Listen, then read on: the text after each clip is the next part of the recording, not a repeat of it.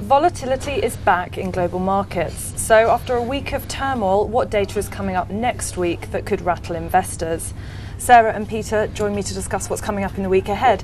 Sarah, the eurozone economy, the ailing state of the eurozone economy has been a concern for some time.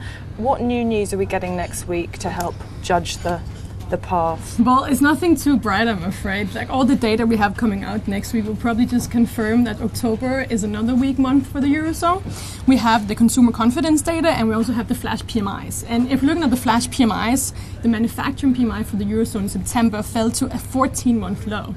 And there's nothing really to suggest that this will be any better for this month. The forward-looking indicators were really bleak as well. So we could see actually the eurozone slip into contraction for the first time since June 2013.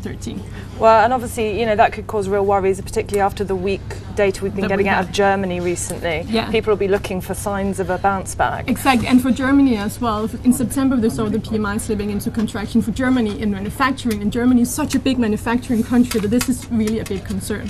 Now, another big drag on the world economy potentially has been the slowing down of China. We've got GDP figures next week. What are we expecting to see there? The slowdown confirmed.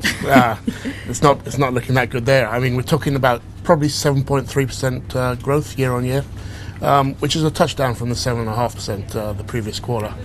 I think Europe would die for those sort of figures, but it's still a contraction. But it's going to be the slowest Chinese growth potentially since the 1990s, exactly. so pretty dramatic.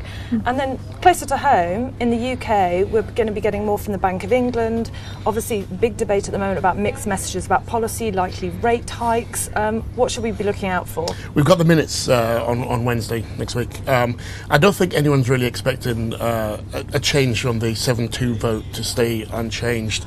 Even today, the Bank of England's chief economist, Andrew Haldane, he was very gloomy. I mean, he was suggesting rates lower for longer. So I don't think we're looking for anyone to vote towards a hike.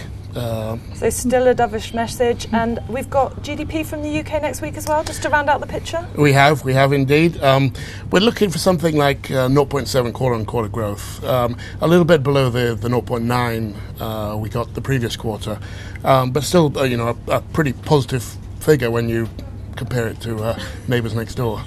Well, fingers crossed, but it could be another interesting week. Definitely. Thanks for joining me.